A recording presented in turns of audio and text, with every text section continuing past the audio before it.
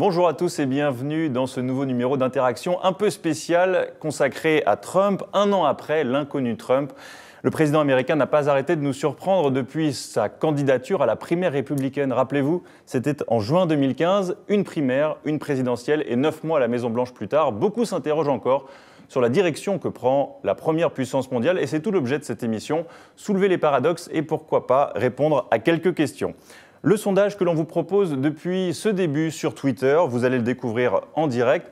Selon vous, combien de chances a Donald Trump d'être réélu en 2020 ? Aucune, moins de 40%. Environ une chance sur deux ou plus de 60%. Vous pouvez voter et nous continuerons à commenter ce sondage et à y répondre en fin d'émission. Pour cette première partie consacrée à la politique étrangère du président Trump, nous sommes en direct avec André Caspi. Bonjour. Bonjour. Vous êtes historien et spécialiste des États-Unis. Et puis Laure Mandeville du Figaro, grand reporter au Figaro. Bonjour.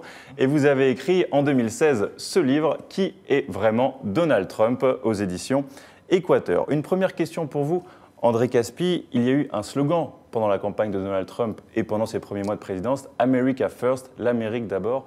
Comment cela s'est traduit pour vous dans ces 9 premiers mois de présidence ? Tout d'abord, America First fait référence à un mouvement qui existait en 1940-1941 et qui était hostile à la participation des États-Unis à la guerre mondiale. Mais je ne crois pas que Donald Trump ait choisi ce slogan par référence à 1940. Je me demande même d'ailleurs s'il sait qu'en 1940, il y avait un mouvement qui s'appelait America First. America First, ça veut dire en fait que les États-Unis sont le centre d'intérêt même de la politique étrangère. C'est-à-dire que ça n'est pas de l'isolationnisme, c'est du nationalisme. C'est pas pareil. L'isolationnisme, c'est le refus de participer à quelques relations internationales que ce soit, tandis que le nationalisme, ça signifie que l'on met la priorité sur les intérêts américains, que ce soit des intérêts commerciaux, politiques, idéologiques, c'est-à-dire que c'est toujours la nation américaine qui prime. Voilà, c'est ça que ça veut dire. Laure Mandeville, je voudrais juste vous faire réagir à une déclaration, c'était de Robert Hass du Council of Foreign Relations, on va pouvoir la découvrir, qui dit « La politique étrangère de Trump a trouvé son concept, la doctrine du retrait. Les États-Unis ont quitté ou menacé de quitter le TPP, l'accord de Paris, l'UNESCO, l'ALENA et l'accord iranien. » Est-ce que vous approuvez ce type de déclaration ? Non, je pense que c'est une approche assez partisane de la part de Richard Hass, qui est pourtant une personnalité qui couvre la politique étrangère de manière très sérieuse, puisqu'il est le directeur du Council on Foreign Relations. Mais je pense que, comme André Caspi, qu'en réalité, on a annoncé que Trump allait être un isolationniste, c'est-à-dire qu'il y aurait un retrait de l'Amérique de la scène du monde, et ce n'est pas ce qui se passe. Ce que nous avons, et que Trump a exposé dans son discours aux Nations Unies, c'est la promotion d'une approche qui n'est pas une approche multilatérale à la Obama, où on fait confiance avant tout aux grandes enceintes pour résoudre les problèmes, mais une sorte d'alliance des nations souveraines, qui est le thème clé pour Trump, puisqu'il pense que c'est au niveau de l'État-nation que doit se définir avant tout la politique étrangère et dans l'aller-retour entre les nations. Mais ce on voit finalement chez Trump, qui est un homme non idéologique, c'est en fait qu'il fait son marché auprès de plusieurs écoles de politique étrangère. À la fois l'école mercantiliste, qui est en fait le transactionnel, comment on va faire pour rééquilibrer un commerce qui nous est, selon lui, c'est son idée, défavorable.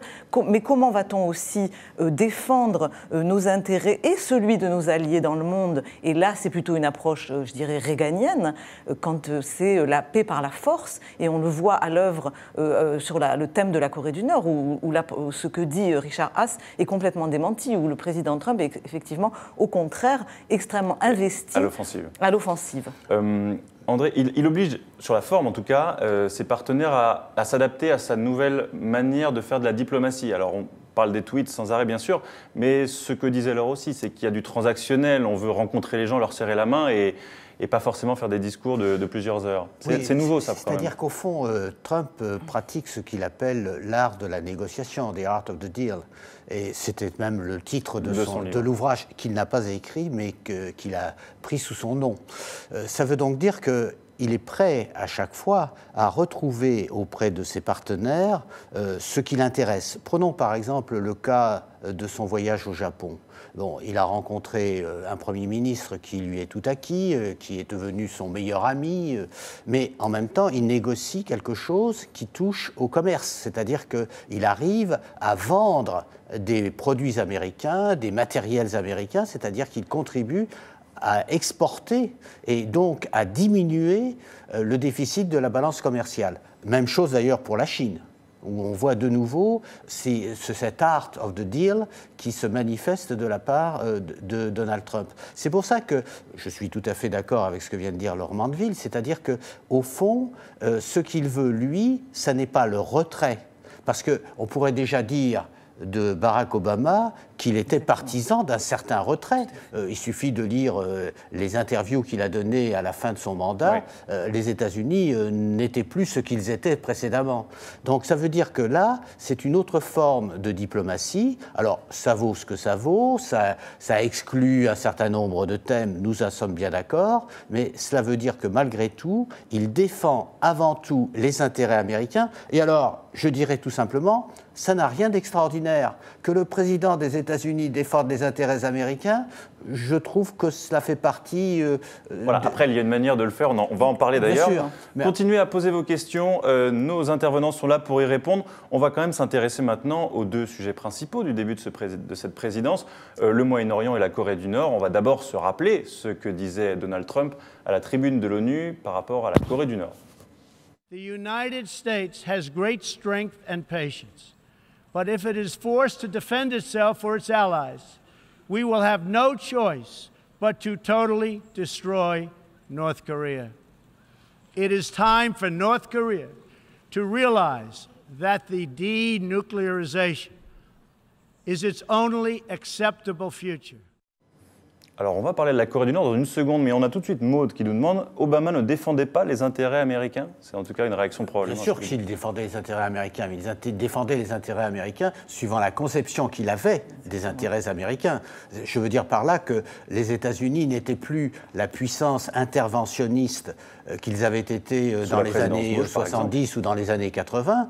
Il y avait un retrait qui était déjà manifeste sous Obama, et je pense que ça n'est pas quelque chose qui est spécifique à Donald Trump. Les États-Unis ne font plus aujourd'hui ce qu'ils faisaient il y a 30 ou 40 ans. Si je peux juste ajouter quelque chose, ce que je trouve intéressant, c'est que effectivement, je suis aussi d'accord là-dessus, c'est que sous Obama, il y a eu une volonté d'usage beaucoup plus prudent de la force militaire, le retrait d'Irak, l'hésitation absolue sur la question syrienne, et il y a chez Trump absolument là aussi les conséquences du désastre irakien et donc la volonté de faire très attention quand on s'engage sur le plan militaire. Les guerres longues, on ne peut pas faire du nation building, donc reconstruire les nations, on n'en est pas capable. En même temps, la différence entre les deux, c'est que, pour répondre à votre internaute, c'est que vous avez d'un côté un homme qui se posait comme le grand réconciliateur de l'Amérique avec le monde, c'était Obama, qui pensait que par la négociation,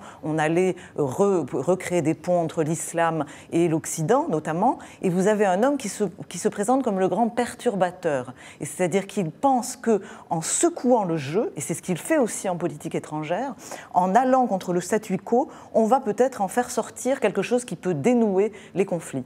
Et alors, évidemment, ça provoque énormément d'angoisse et d'anxiété. Parlons quand même de la Corée du Nord. Il y a beaucoup d'anxiété sur la Corée du Nord. Quel bilan on peut faire après 9 mois de présidence sur le dossier nord-coréen ? Alors justement, je pense que sur la Corée du Nord, ce qui est frappant, c'est que Trump a voulu se poser en rupture par rapport au président précédent. Lui, son diagnostic, c'est que les années de négociations qui ont eu lieu n'ont débouché sur rien et que la fameuse patience stratégique qu'invoquaient Barack Obama et ses prédécesseurs, selon lui, doit se terminer. Il n'a pas cessé de le répéter.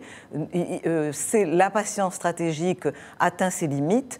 Nous devons changer de jeu. Et donc, d'où le durcissement de sa position et cette espèce de tentative, dont nous ne savons absolument pas si elle va aboutir, de jouer le jeu de l'homme fou, En gros, ce qu'il dit... Voilà, c'était la grande stratégie où je monte les muscles pour montrer que je suis prêt à tout. Richard Nixon, c'est dire, au fond, attention, si ça continue, je suis fou, moi Trump, et je frapperai si vous ne vous rangez pas dans le jeu normal des relations internationales. Et c'est pas seulement destiné aux Nord-Coréens, bien sûr, mais c'est à usage de la Chine, de la Russie, de la Corée du Sud, leur dire en gros, vous devez faire bouger les lignes, vous les Chinois, vous devez faire pression, faire des sanctions financières drastiques sur la Corée du Nord et les étrangler sur le plan pétrolier, sinon on va changer de manière d'approche. Et c'était ce qu'il disait aussi pendant son discours, pendant sa tournée asiatique, ne nous sous-estimez pas. Exactement. Allez, parlons quand même du Moyen-Orient, c'est également important,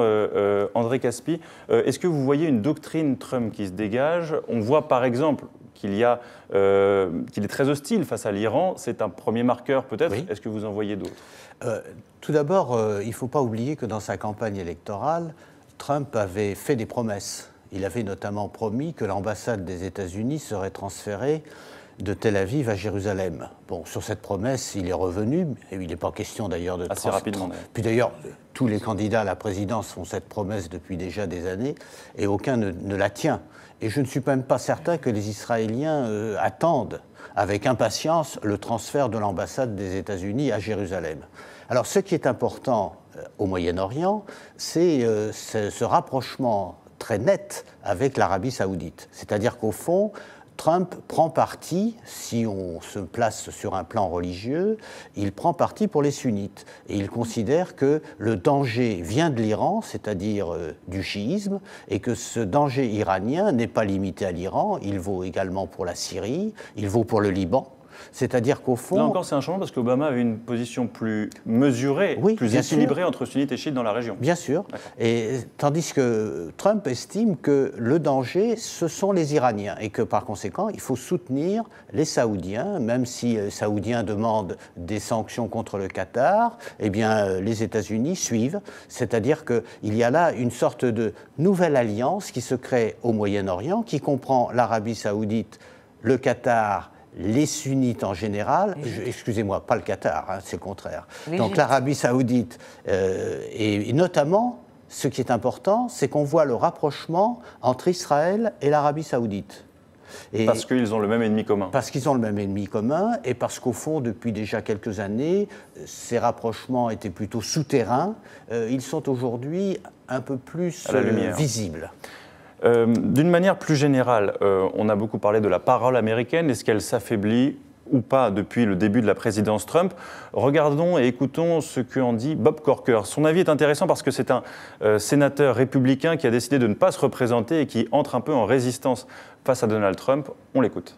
The president has great difficulty with the truth. I think at the end of the day, when his term is over, I think the debasing of our nation, the constant non-truth telling, the name calling, the things like, I think the debasement of our nation will be what he'll be remembered most for, and that's regretful.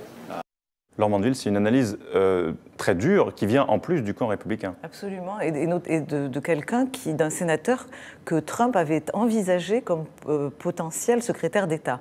Donc c'est vous dire s'il y a des tensions aujourd'hui entre les grandes figures de l'establishment républicain et Donald Trump, et on apprenait d'ailleurs à l'instant, enfin je lisais avant de venir que ce même Bob Corker voulait envisager de pousser l'idée de retirer en quelque sorte le droit au président de décider sur la question de l'usage de la force nucléaire et de partager cette décision avec le Congrès, ce qui est quand même, au moment où il est en train de négocier sur la Corée du Nord, une sorte de coup de poignard, je dirais, dans le dos du président.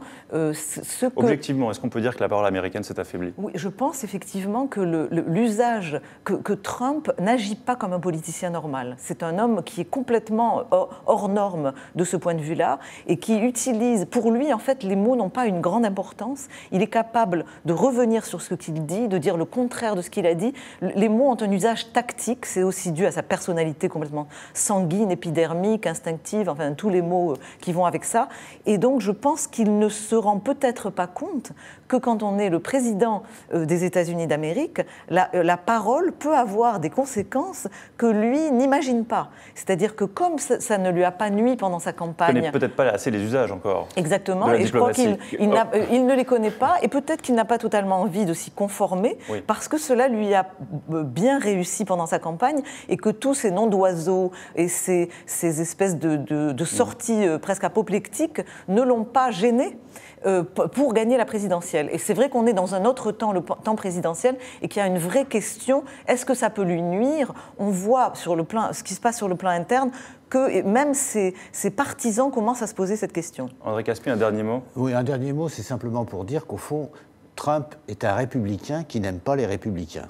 Il n'aime pas le parti républicain. C'est un républicain qui a changé 6 fois de camp, quand même. Oui, bien sûr, il a changé. Il n'est pas si républicain que ça. Oui, d'accord, mais enfin, il a été élu sous l'étiquette républicaine. Donc, c'est un républicain qui est en dehors de tout ce que l'on peut imaginer. Quand il ne parle pas au parti républicain, il parle aux électeurs qui l'ont élu. Et ce qui se trouve actuellement, c'est qu'il y a encore un taux de popularité de Donald Trump qui est quand même élevé. Il y a 80% des républicains qui le soutiennent. Et même dans l'ensemble des États-Unis, un taux de popularité de 38%. Moi, je connais des présidents de la République qui seraient peut-être heureux d'avoir 38% de popularité. Et je ne désigne personne. Ce sera donc le mot de la fin. Trump, peut-être pas affaibli, les États-Unis restera à voir pour la fin de son mandat. Merci beaucoup, André Caspi, d'avoir été notre invité. Laure Mandeville, idem. Et quant à nous, on va passer à la deuxième partie de notre émission. Mais avant cela, un retour sur les 5 promesses phares du candidat Trump, décryptées par Laure Carmanac. And we will make America great again. Il y a maintenant 1 an que Donald Trump a été élu. Où en est-il de ses promesses? Revenons sur 5 d'entre elles. L'Obamacare.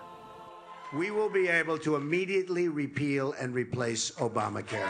Have to do it. Le Congrès, largement républicain, n'a pas ratifié le décret allégeant les réglementations de l'Obamacare. Furieux, le président Trump a signé un décret présidentiel le 12 octobre supprimant les subventions aux assureurs qui permettaient de diminuer les coûts pour les assurés les plus modestes. L'Obamacare existe donc toujours, même si le président des États-Unis l'affirme. Obamacare is a disaster. It's virtually dead as far as I'm concerned. La construction d'un mur à la frontière avec le Mexique. We will build a great wall along the southern border. En mai 2017, le Congrès, rappelons-le, majoritairement républicain, n'a pas ratifié le projet de loi pour le financement du mur frontalier avec le Mexique. Celui-ci refuse toujours de financer le projet qui devrait coûter à peu près 20 milliards de dollars. Des prototypes ont été présentés à la frontière en octobre. La refonte de la politique migratoire. Donald J. Trump is calling for a total and complete shutdown of Muslims entering the United States. Après de nombreuses versions retoquées plusieurs fois par la Cour suprême, un décret prend effet en juin interdisant l'entrée aux États-Unis aux ressortissants de 8 pays principalement musulmans. Les hauts magistrats en ont limité sa portée, permettant à tous ceux qui pourraient justifier d'une relation valable aux États-Unis d'entrer sur le territoire. Quitter l'accord de Paris sur le climat. Dès le mois de juin, le président des États-Unis a annoncé le retrait de l'accord de Paris avec effet immédiat. Mais la procédure permettra un retrait réel à partir de 2020. L'administration Trump réfléchit quand même à un nouvel accord plus juste pour les États-Unis. Relancer l'économie américaine. I will be the greatest jobs president that God ever created. That I can tell you. Est-ce que Trump a ramené des emplois dans le pays? Difficile à mesurer, et même si ce n'est pas le seul critère pour évaluer la santé économique d'un pays, force est de constater que le chômage aux États-Unis continue à baisser et est particulièrement bas, et que Wall Street ne s'est pas aussi bien porté depuis ces 20 dernières années. Bienvenue si vous nous rejoignez, nous sommes à la deuxième partie de notre émission spéciale consacrée à Donald Trump, intitulée « Une société qui se fracture, une économie qui bat des records ». Et avec nous pour en parler, François Durper, bonjour. Bonjour. Vous êtes historien et spécialiste des États-Unis et nous sommes également en ligne avec Pierre-Yves Dugas, notre correspondant à Washington, spécialiste des questions économiques. Bonjour Pierre-Yves. Bonjour. Et nous avons aussi pour cette partie donné la parole à des gens de la société civile, un avocat et un chef d'entreprise. On commentera leurs déclarations et leurs propos pendant cette partie. François Durper, une première question avec vous. Quel premier bilan vous faites des réformes qui ont été menées par Donald Trump depuis 9 mois sur un plan intérieur ? Je pense que quand on établit le bilan de Donald Trump, il faut essayer d'éviter une erreur, c'est-à-dire de lire le bilan au travers du programme de son adversaire, ce qui est parfois fait par une certaine presse. Donald Trump n'a pas mené la politique qu'aurait menée Hillary Clinton. Donc c'est pour ça que ce bilan, il apparaît quand même qu'il y a beaucoup moins d'erreurs que ce qu'on pourrait croire. Par exemple, quand il sort de l'accord de Paris, c'est vu comme quelque chose de positif par son électorat. Mais il y a des lenteurs. Et notamment, évidemment, Obamacare. Obamacare, c'est l'assurance santé de Barack Obama. Il avait dit « je vais abroger rapidement Obamacare ». On voit qu'un an plus tard, moins d'un an plus tard, parce que vous savez, il y a ce laps de temps, on commémore là l'année d'élection et pas l'année d'arrivée en fonction. Eh bien, Obamacare n'est toujours pas abrogé et ne le sera peut-être pas. Alors, qu'est-ce qui explique cela ? Ce qui peut peut-être expliquer cela et ce qui peut donner une idée un peu de la difficulté pour Donald Trump de gouverner, c'est que Donald Trump, c'est un amalgame de deux mouvements politiques très distincts. C'est un amalgame de populisme et c'est un amalgame de conservatisme.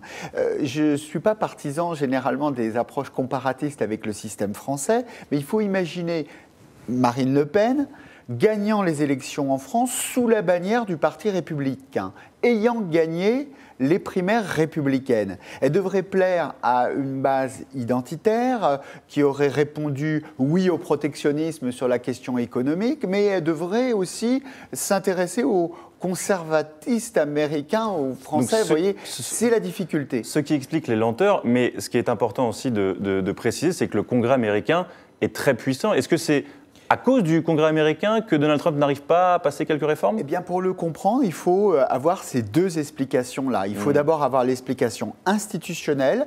Le président américain ne fait pas ce qu'il veut, mais il fait ce qu'il peut avec un Congrès qui est toujours un contre-pouvoir, y compris quand il est de la même couleur politique. Et puis la deuxième explication est celle que je vous donnais, d'un mot, eh bien, ce Congrès, il est à majorité républicaine, conservatrice, mais Donald Trump, lui, il est fait d'un électorat qui est aussi un électorat populiste, et donc il doit réunir des contraires. Et sur le plan économique, être un conservateur ou être un populiste, eh bien, c'est pas la même chose. Pierre-Yves Duguin, on va s'intéresser avec vous au bilan économique en vous montrant déjà deux graphiques. Le premier sur le chômage, on peut voir que l'Amérique est plutôt au plein emploi depuis maintenant quelques mois. Et puis, cela suit une trajectoire qui est depuis 2010 en descente. Et puis, enfin, le Dow Jones qui bat des records depuis plusieurs semaines maintenant. Pierre-Yves, objectivement, l'Amérique va bien au niveau économique maintenant ? Écoutez, la confiance des consommateurs américains, c'est un chiffre que j'aime beaucoup parce que ça dépasse les sondages. La confiance des consommateurs américains, en moyenne, est au plus haut depuis 17 ans.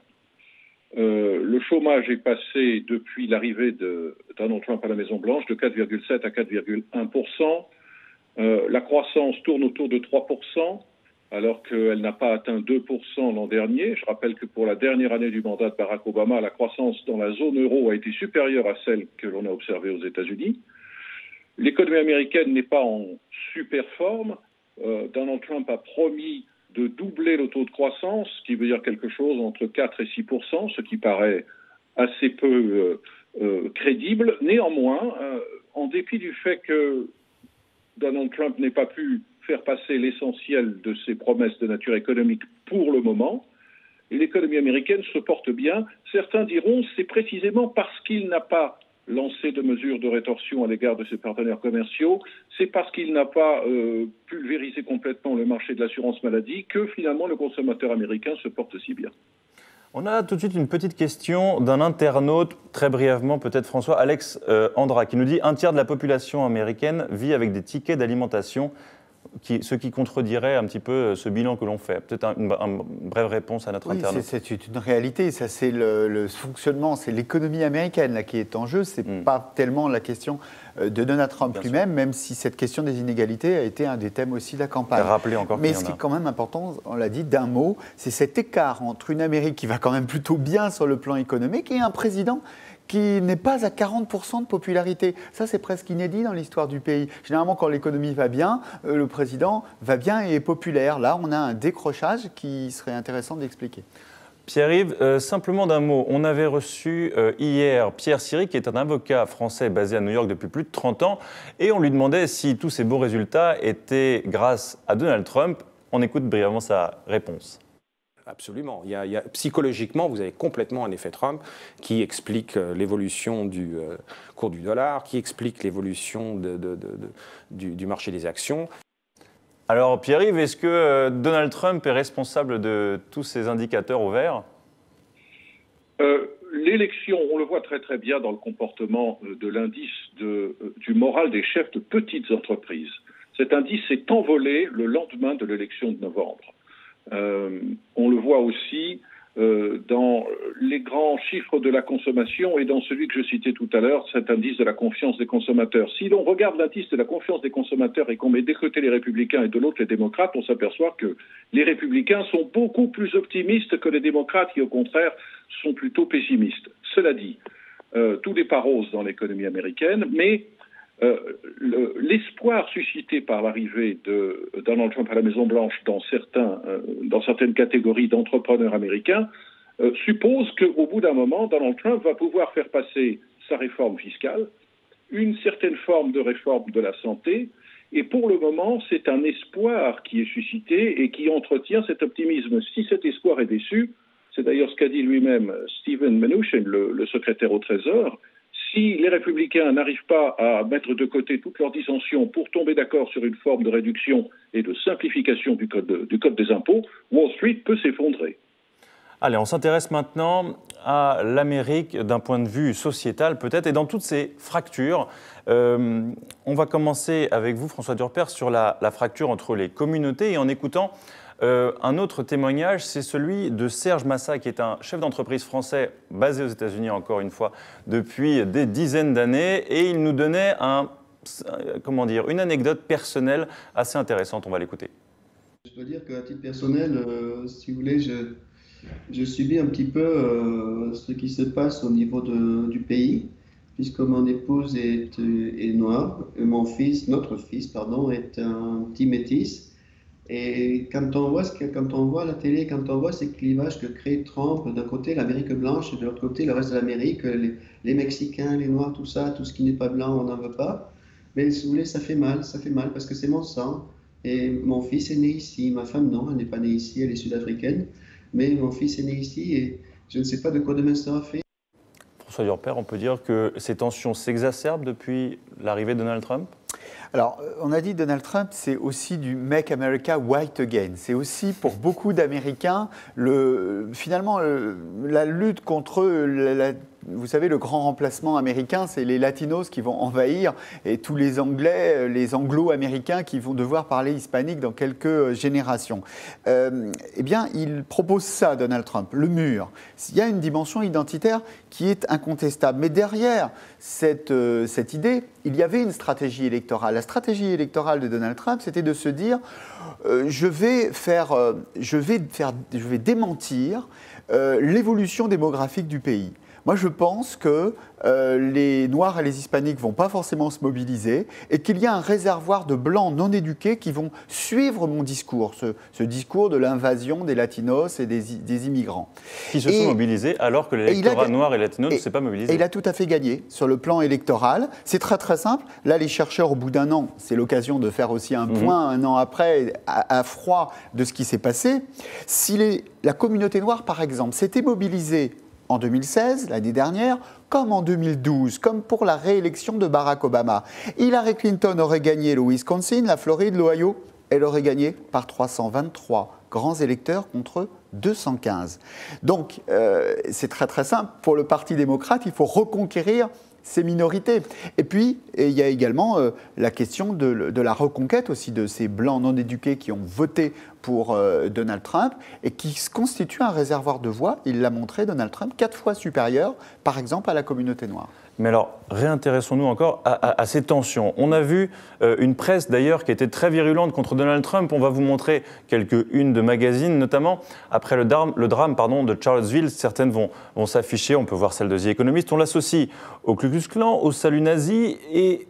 Voilà, malgré cela, 38% environ des Américains continuent de le soutenir. On a l'impression que ces incidents glissent sur eux, ne les affectent absolument pas.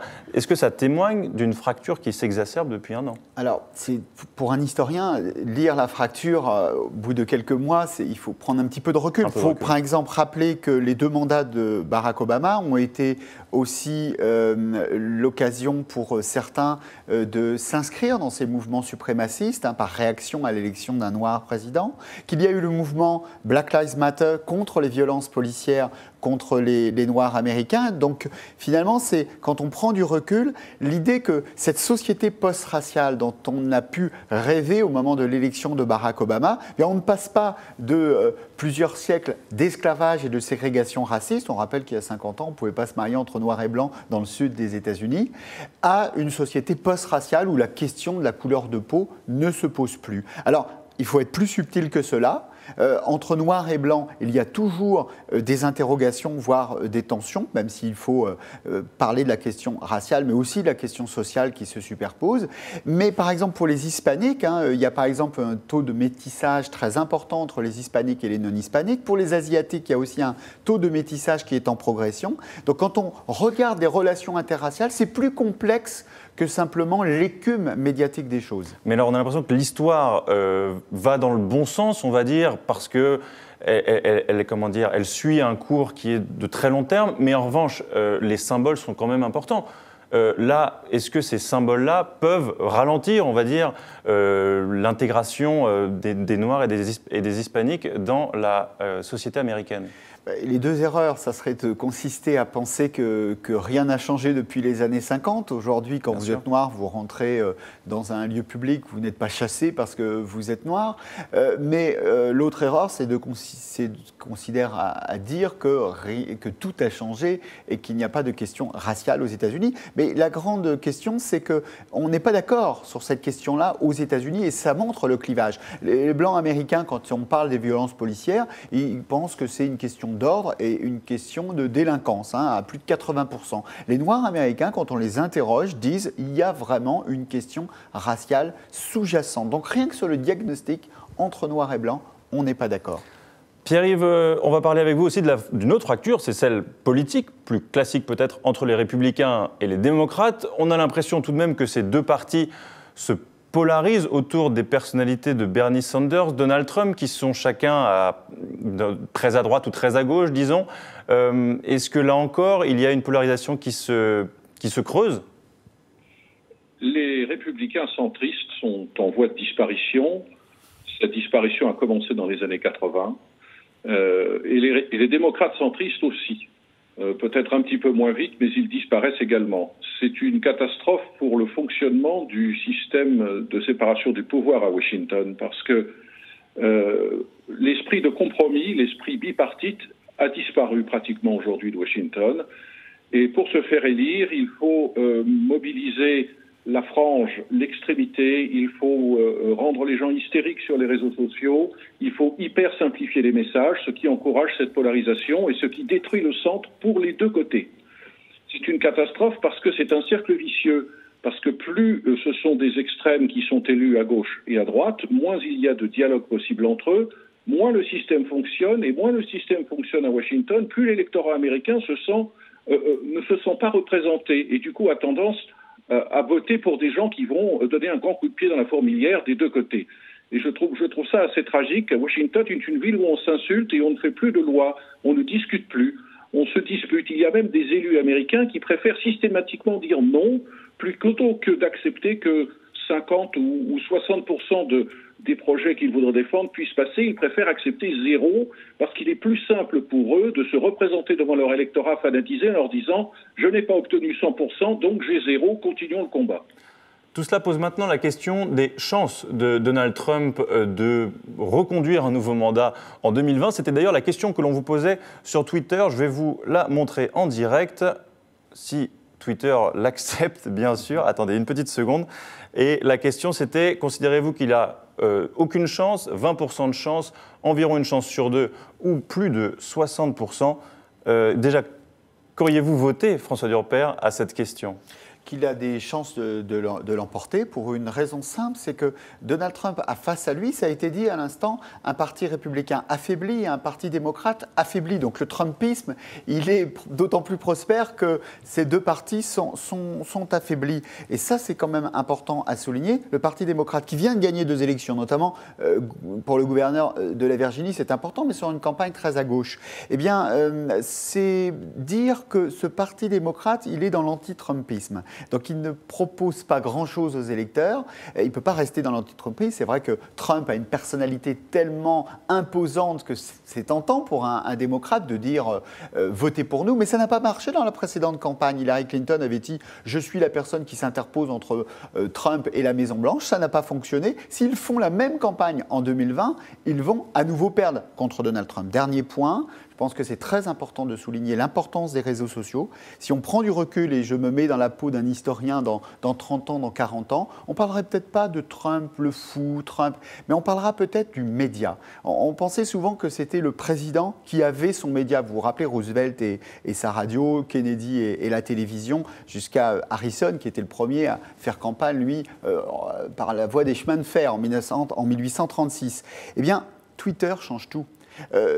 Et Donald Trump, c'est en quelque sorte le président de Twitter, ou c'est plutôt le média qui fait le président. Il est dans le flux, le mot n'a un sens qu'au moment où il est prononcé, et ça nous fait basculer dans quelque chose de différent sur le plan politique et dans le rapport démocratique entre le dirigeant et les opinions. Et il n'aura d'ailleurs plus 145, mais 285 pour s'exprimer. Voici le résultat de notre sondage. Vous allez pouvoir le découvrir. Eh bien, 36% considèrent qu'il n'a aucune chance d'être réélu en 2020. Pierre-Yves, partagez-vous l'avis de 36% de nos internautes d'un mot d'un seul ?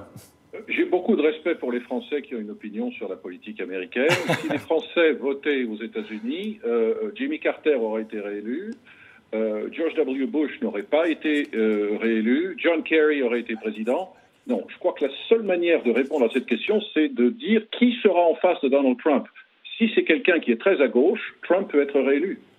Merci beaucoup Pierre-Yves. On va passer maintenant à la troisième partie de notre émission sur la personnalité de Trump et ses conséquences sur l'Amérique et le monde. Mais avant cela, comment Trump se définit lui-même? Voici une minute de Trump vue par Trump. People don't understand. I went to an Ivy League college. I was a nice student. I did very well. I'm a very intelligent person.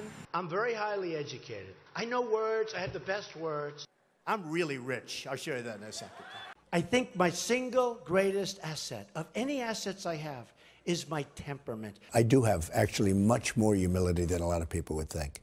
I will be the greatest jobs president that God ever created. I tell you that.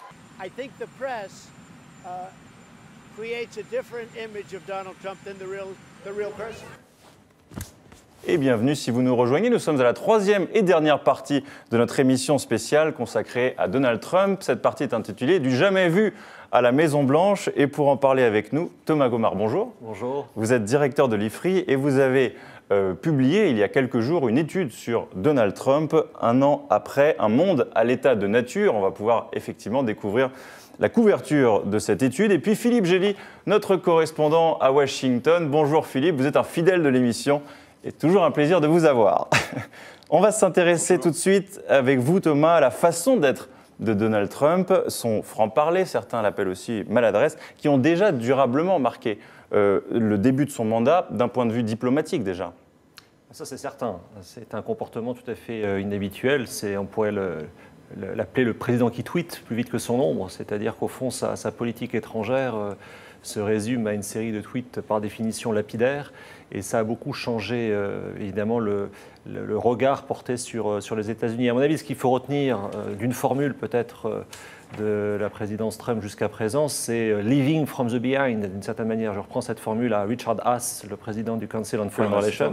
Voilà, c'est-à-dire le fait que les États-Unis se retirent d'un certain nombre d'accords, en particulier l'accord sur le climat, ou le fait qu'il s'est également retiré du TPP, Trans-Pacific Partnership, ou de l'accord sur l'Iran. Et ça me semble être la principale caractéristique de la période que nous connaissons.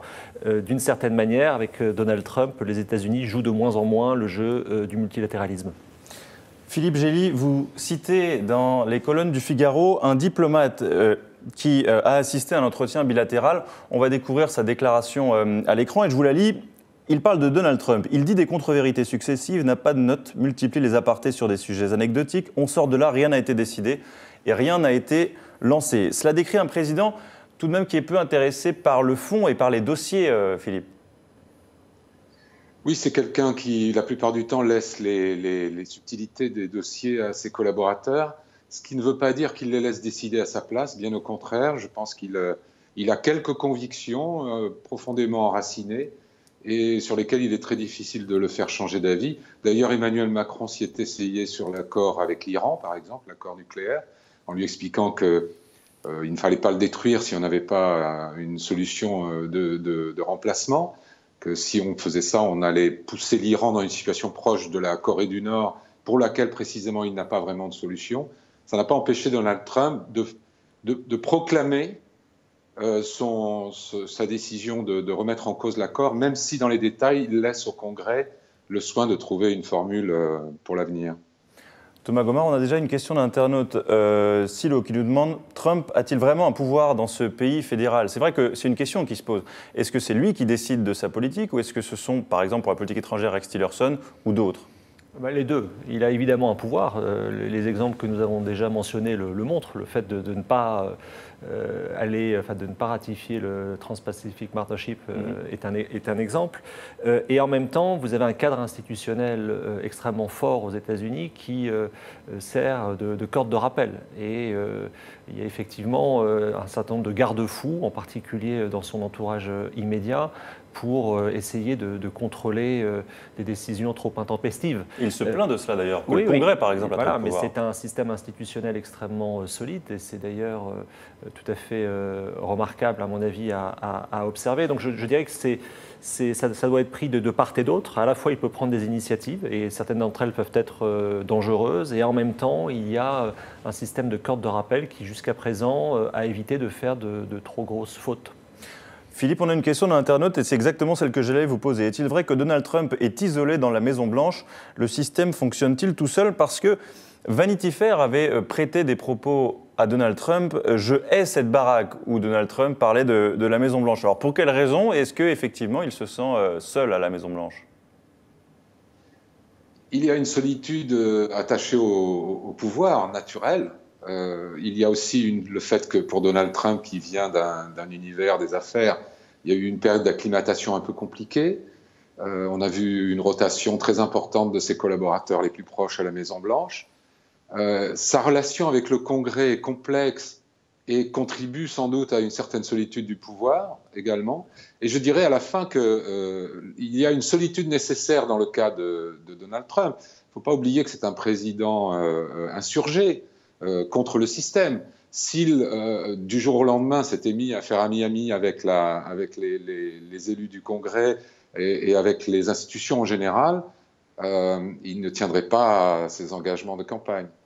Très rapidement, Philippe, encore un internaute qui nous dit « Donald Trump peut-il perdre sa majorité sur les 2 chambres aux prochaines élections ?» Alors, vu qu'on parlait de ses contre-pouvoirs, d'un mot, est-ce que c'est possible qu'il perde les 2 chambres d'un coup aux midterms? La question est posée puisque ce mardi dernier, il y a eu une série de victoires démocrates importantes dans le New Jersey pour le poste de gouverneur et surtout en Virginie où les démocrates ont raflé tous les sièges qui étaient en compétition. Il faut garder à l'esprit que pour les élections de mi-mandat en novembre prochain, dans 1 an exactement, le challenge, le défi pour les démocrates est quand même très élevé, puisqu'ils ont un déficit de 24 sièges à combler à la Chambre, et qu'au Sénat, ça se présente assez mal pour eux, dans le sens où plus de démocrates que de républicains ont à défendre leur fauteuil, et 10 sénateurs démocrates doivent défendre leur poste dans des États qui avaient voté Trump en 2016. Thomas Gomard, on a l'impression, en lisant votre étude, que c'est difficile d'être chercheur à l'IFRI en ce moment, probablement dans les autres think tanks également, puisque vous le dites, la personnalité de Donald Trump et aussi le poids des États-Unis dans le monde font que cela accentue, vous dites, la volatilité internationale. C'est tout simplement plus difficile aujourd'hui de prédire ce que sera le monde de demain avec Donald Trump à la Maison-Blanche. Ça, c'est certain. C'est-à-dire que, d'une certaine manière, la source aujourd'hui de l'incertitude géopolitique est aux États-Unis. Et ça, c'est tout à fait nouveau, parce qu'au fond, s'il y avait un pays qui était assez prévisible dans ses orientations, c'était jusqu'à son élection les États-Unis. Alors ça se traduit comment? C'est le fait que les États-Unis ont été le garant de ce qu'on a appelé la mondialisation et surtout de l'ordre international créé à partir de 1945.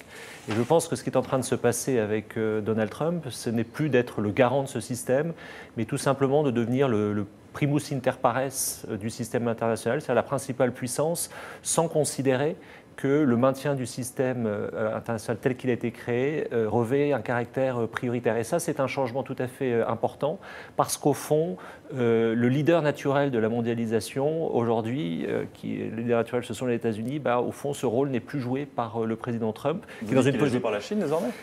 La Chine essaie de le faire, alors, dans un registre avant tout économique. C'est notamment le sens des déclarations du président Xi Jinping à Davos au mois de janvier, quand il parle de devenir le leader de la mondialisation économique. Et donc ça montre bien aussi qu'on est dans une situation où les formes de la mondialisation que nous avons connues, des formes régulées qui passaient par le multilatéralisme, sont probablement à reconsidérer. Et ça, ce n'est pas une bonne nouvelle pour l'Europe, parce que le poids aussi de l'Europe va en s'affaiblissant et que son positionnement international repose précisément sur le respect du multilatéralisme.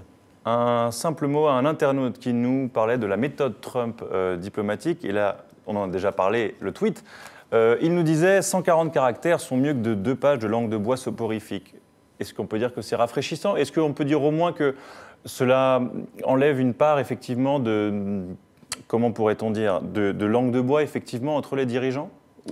Je ne crois pas. Ou est-ce qu'au long terme, cela a vraiment affecté les relations internationales? Parce que la politique internationale est affaire de professionnels. Ce n'est pas quelque chose qui s'improvise, c'est un domaine dans lequel les erreurs, l'ignorance se paient comptant. C'est-à-dire que le principe des relations internationales, c'est l'équilibre entre la paix et la guerre.